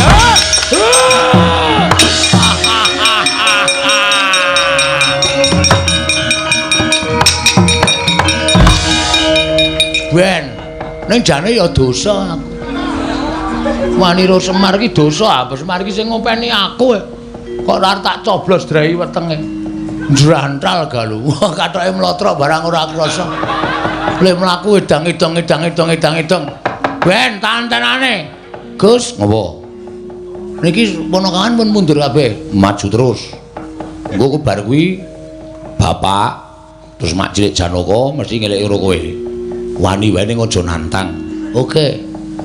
Kowe tetep ngoso njaluk ngerti bapakmu ning nek kowe diandani kowe aja nantang. Nek kowe ditantang lagi wani. Siap. Nek ora metu saka kene lho. Ora. Engko aku wani kowe metu modar aku. Ora. Nek kene wae tengok-tengok. Iya. Gawe kopi. Hus. Njero weteng kok gawe kopi ora. banyune kuwi dikopiok ora ireng. Banyu apa? Iki apa? Kemandur nang kene Gus. Wong edan ora. Tenan. Lho, wela. Dudu bapake, Den. Sapa? Sinuwun Darawati. Engko rak bapak ning gurine mesti rasa kuwatir. Heeh.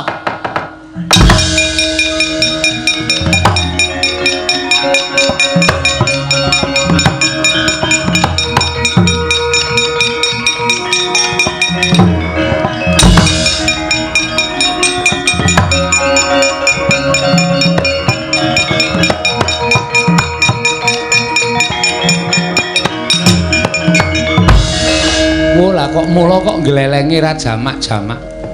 Dijata Werkudara we ora kedhep kok piye? Edan. Kencingan apa menungso iki? Bagong. Ayo lungguh ngisor, kowe adu arep karo ratu. Lungguh ngisor. Piye iki? Lungguh ngisor sik. Oh iya. Lah rak ngono. Tegese kowe manut karo Nata Ndarawati. Sembah sungkem kula kunjuk sinuwun. Iya tak tampa. Lah dalan duwe tata krama lah kok kakang-kakangmu tok ajar mergane apa? Ndek utang kula ora nyaur-nyaur. Lho, dudu perkara niatmu to? Dudu wis dendam terpendam sepanjang masa. Oh, ngono nggih. Bagong Caidan. Wani ngoyak-oyak Bathara Guru. Wani mergane ngopo? Bathara Guru mboten iso wangsulan. Mergane ora wangsulan sebab apa? Sajake mboten sinau sajake. Bagong ya aja edan lho, aja guyon. Aku wis emoh guyon. Saiki ngene. Niatmu apa aku tak takon? Ajeng yen pirsa bapak kula niku sinten? Bapakmu Semar. Ah, jawaban klise. Jawaban sing pun tau kerep banget kula ngerteni bapakmu Semar. Semar niku pancen bapak kula. Ning bapak sambungan sing ngopeni kula. Lah kula ajeng takon bapak kula niku sinten? Lah rak wis Iwang Pilon Bathara Guru wis paring dawuh to. Ning kan kula nyatake mboten iso. Lho kok getak karo aku? Getak wae jengkel kok. Lah nek ngono kowe wani karo Kresna. Weh, lah wong kandhane ngeyel. Iki lagi dadi top-tope wayang lho. Top-tope wayang piye? Iki lagi dadi trending topik.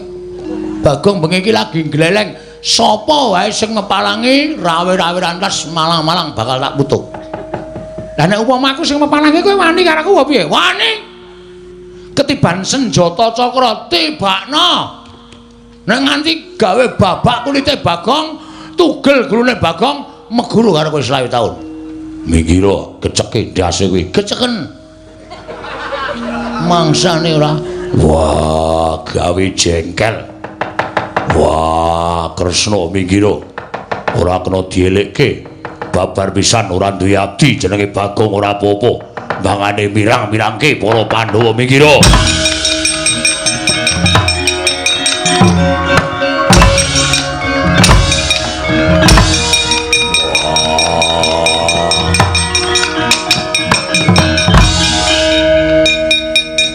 Piye? Kesel kowe, ha? Iki ora apa-apa nek entuk tendangi, pamere nggo sikil gedhe. Nendangi sak penake dhewe. Tur sampeyan ora bakal iso namake kekuatan teng kula. Tuwa aku mbane sampeyan. Wong enom kok nendangi sirahe wong tuwa. Kuwarat kowe. Wah, Caidan. Dupak ora apa-apa. Wah. Nendi Werkudara? Isin aku. Isin dhek nendang sirah ngene ora apa-apa. Bagong lak kandhani manuta. Ora. Pukulun Bathara Guru kuwi dewaning para dewa. Mboten, Bagong kowe aja ngeyel. Mboten. Sampeyan malah rumangsa kula ngerunden wektu e. Dalu ora soene. Bathara Guru mangkeke kula apa ora?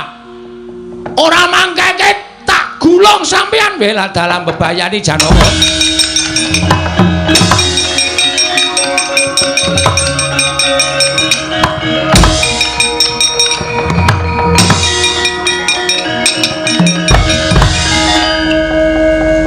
Niki terus bar niki sapa? Ambo. Kok takon aku terus kaya sampean sik gawe skenarione ora. Ning biasane bapak Paman Janaka Mak Gedhe Ndorowati iki nek wis kalah golek jago. Waduh, kula dadak tuku pitik. Ora kuwi. Ora kuwi golek jago, golek wong sing iso ngalahke kowe. Oke, ora masalah. Wis ben, Nduk. Golek jago kowe nang kene pareng oyak. Tak oyak, ben ketok gleleng. Ya doyak wae ya.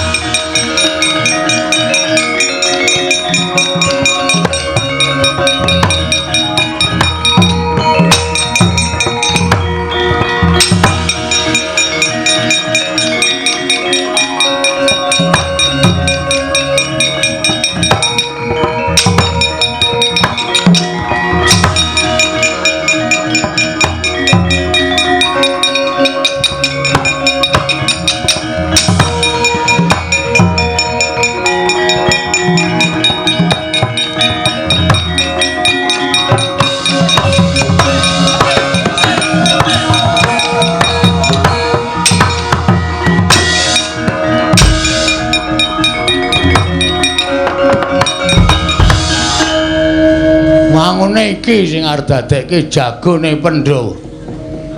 Ketara sinuwun Ndorowati ndodhok, Ndara Janaka ndodhok, Semir ndodhok. Bathara Guru ya mari kelu. Sapa iki? Bung Wilahing.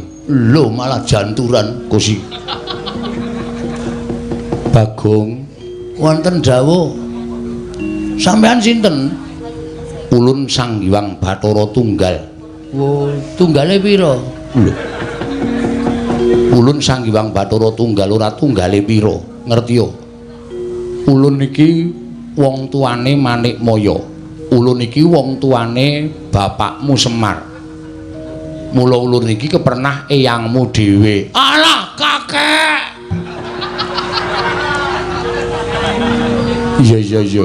Iya Bagong, nggih kakek. Iki entuk keterangan aku iki. Genah cetha mbahku iki. Mesti ngerti ro bapakku, mbok yakin sumpah. Nggih ulun nggih? Iya. Ulun bakal crita lawan kita. Crita napa? Sejati napa ingkang diucapake dening Manikmaya mau bener. Tunggal dene. Kusike Bagong kusike. Kusike aja ngawur kusike.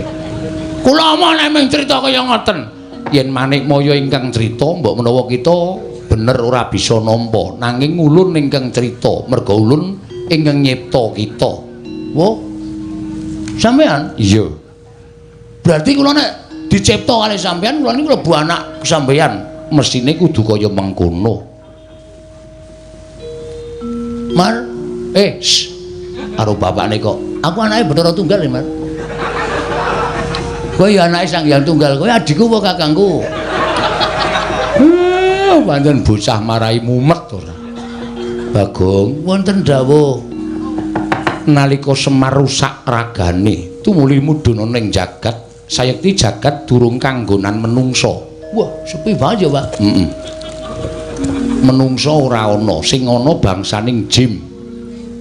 Lah, nalika semono Semar rumangsa ki jenan mung ana siji ruwange kuwi wae beda papan ya kuwi kadange kang aran Tejamaya.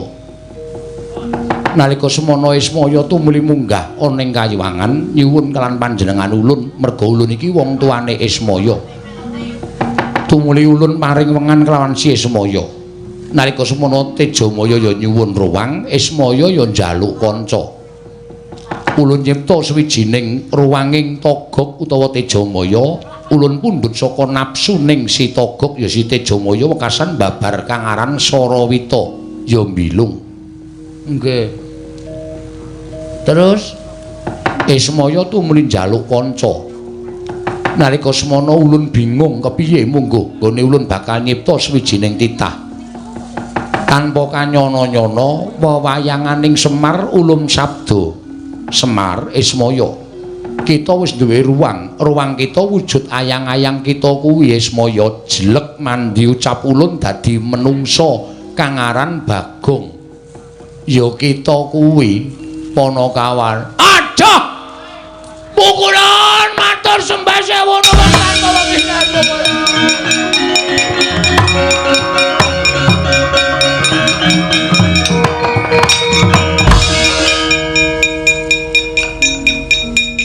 matur sembah sewu nuwun Rama. Lho kok Rama? Eyang Rama. Kok Eyang Rama? Panjenengan simbah kula ugi tiyang sepuh kula. Aja, tetep kita dadi anake Semar. Tetep dadi anake Semar merga kodrat kudu mengkono lelakone. Mekaten Bu Kulon. Iya. Wis aja ngamuk ya. Nggih. Nek diparingi sekul kula mboten ngamuk Bu Kulon. Cedhis tenan. Ame ngelih kok nganti ngamuk tekan ndi-ndi. Matur sembah nuwun Rama Pukulun Sang Hyang Tunggal. Iya. Wis ngono kita wis paham. Wah, dewa kok muni paham. Kita wis ngerti. Sampun Pukulun, sampun. Eyang Pukulun ngaturaken panuwun ingkang tanpa pepindhan. Iya. Yen pancen kaya mengkono ndakno kamurkan kita, ulun kundur makayangan. Kita kuwi ora kedadian saka sapa-sapa, nanging pancen ulun ingkang manabdo. Wekasan babar wujud titah ingkang srogal ndugal kewarisan kang aran Bagong. Matur sembah nuwun. Kula sampun trima Pukulun.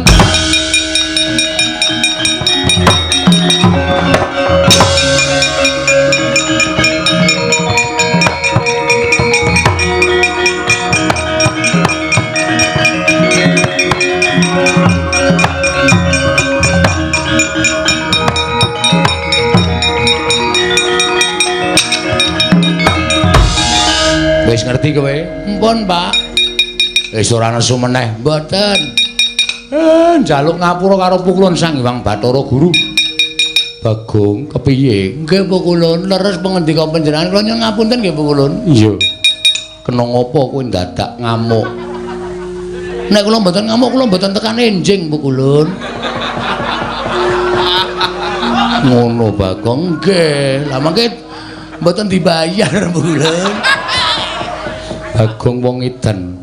Ulun kundur makayangan. Salam kula katur betra-betra Pukulun. Iya, ulun salamake. Nggih, nderekaken sugeng tindak Pukulun.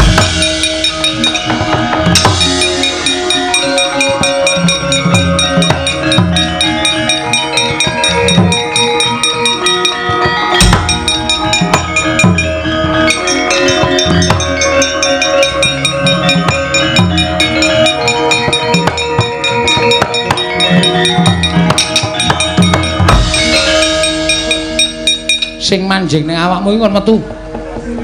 Non, Sing manjing ning awakmu iki kon metu. Gus, Ngopo? kan medal Sing ngakon? Sinuwun Ndarawati. Wah, aku mesti didukani, Gong. Ampun kuwatir mengko tak tandangane. Lho. Kaya ampu-ampu wae, wong kaya ampuh kenggonan aku kok tak tandangane ora. Pun medal pokoke Antasena. Piye, Pak Dik? Metu wae. Iya.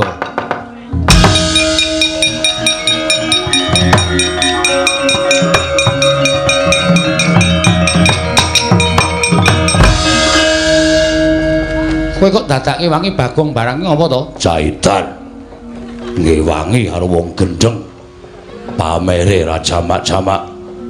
Ayo mergo sapa karepane Bagong ben keturutan kok ya. Nek ora ngono ndak Bagong ora keturutan. Aku ya ming sakdermo dijaluki bantuan karo Bagong.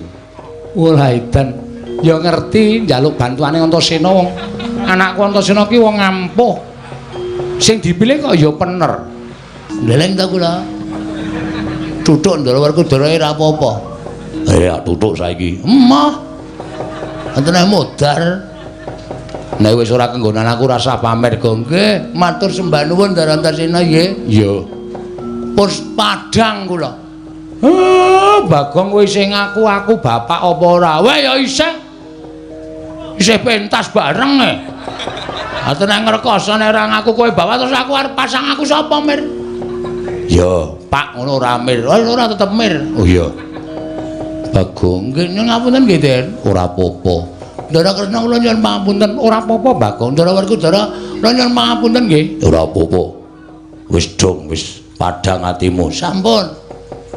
Nek pun sami padhang sedayanipun nggih badhe menapa malih niki teruse pripun niki apike? Ya wis nek wis ya wis. Wassalamualaikum warahmatullahi wabarakatuh.